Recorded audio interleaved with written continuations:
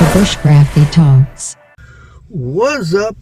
Bushcrafty again with Bushcrafty Talks. Oh boy, my beard is all frazzled to this morning. Cats were more cold, I guess, last night than normal. I think I turned down the furnace a little bit more. So they're all up in my face, cuddling, so my beard gets all fuzzy. Plus, I'm letting it go out a little bit so I can get it all trimmed and whatnot. Anyway, enough talk about that.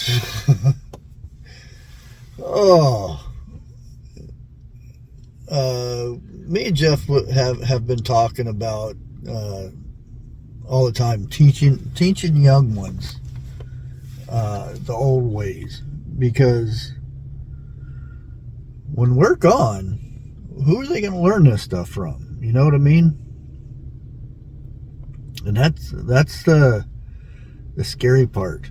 And just think, in the 1800s, look how much old ways are dead and gone. There's nobody that knows how to do it anymore because it's a lost art type of thing. And just think of what we lose because we don't teach our younger generation our ways and stuff. It could be just something simple, like tying a knot on a hook, you know, because nowadays they all come with the little strings on it, the fishing line on it and stuff. But back in the day, we used to just have hooks.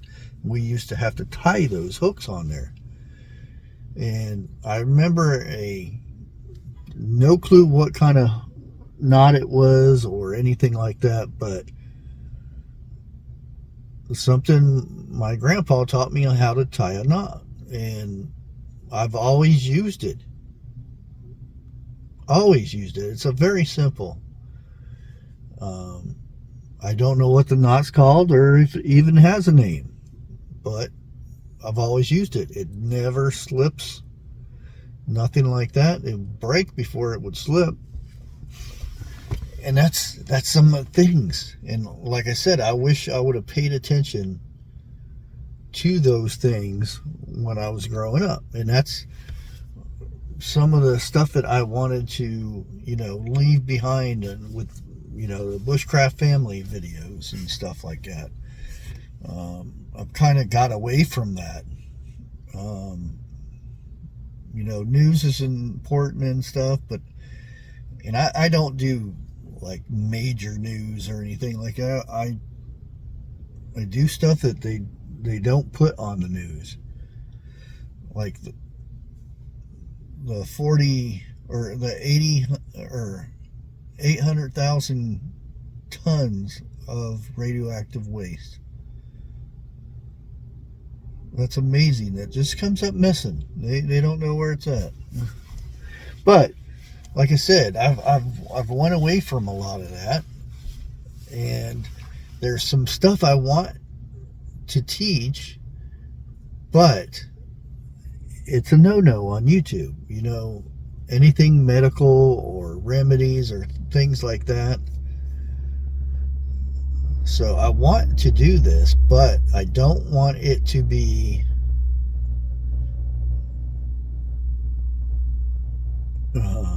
trying to figure out what the heck these people are doing. I don't want it to be getting flagged for, medical misinformation or something like that. So I'm still trying to get my channel fixed. I went and I had to take a class to get my warning removed, because ever since I've had that warning up there, my channel has tanked. And these people are sitting there looking at me and talking like, well, he's going crazy. He's over there talking to himself.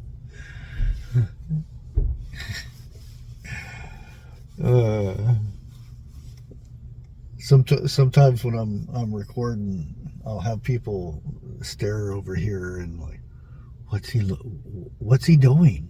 He's talking to somebody, but there's nobody there. But anyways, yeah, I think I'm gonna start trying to get doing some of those. I just went and some of the hibiscus flowers and stuff that I've gotten dehydrated. I've got my eye on some rosehip that is not quite done, because you when harvesting rosehip, you want to wait for the first frost. Once the first frost hits, that's the prime time. I don't know why. There's probably a reason. But that's one thing I remember about my grandpa telling me. He's always showing me the rosehip and make tea out of it all the time, because it's not, oranges don't grow in the forest. So vitamin C, you have to know where to get vitamin C, because vitamin C is very important for the body. And rosehip is a good source of it.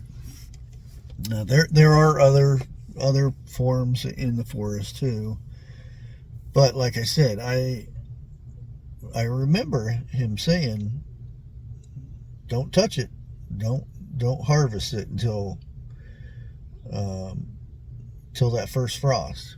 And we got a slight frost, but it wasn't enough, because it doesn't look like, because I know there's some that I go off into the woods not too far that I can get to, and want to spend a day out there just a picking,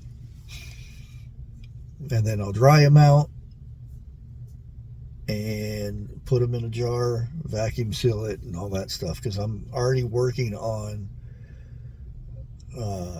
some of my dry goods that I want to. And the thing is, some of the herbs, or flowers, or whatever you want to call them, now rosehip, I'm not sure if you can even get it, but I do know I did get still looking at me. I do know that hibiscus, you can buy that online, but it's freaking expensive. I rather, I've got flowers and I got bushes and stuff that as soon as I get the flower, I stick it in the can, let it dry out and whatnot. And I've got a pretty good amount now. Probably a couple big mason jars full,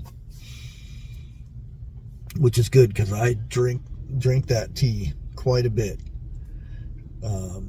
I have been incorporating blood orange into the tea, but again, blood orange doesn't grow in the forest or anything, so unless they have it in the store, it is extremely hard to get.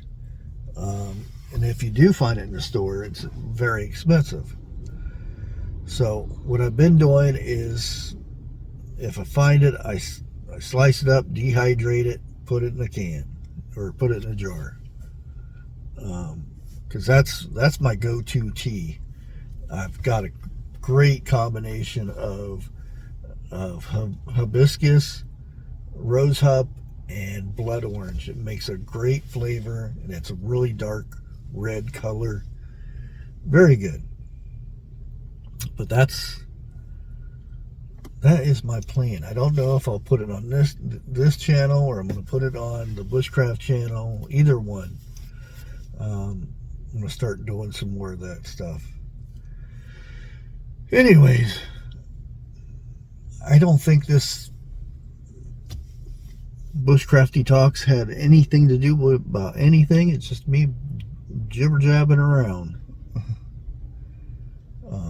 But like I said, we really need to teach these things. If we don't teach them, at least record it somewhere to where future youngins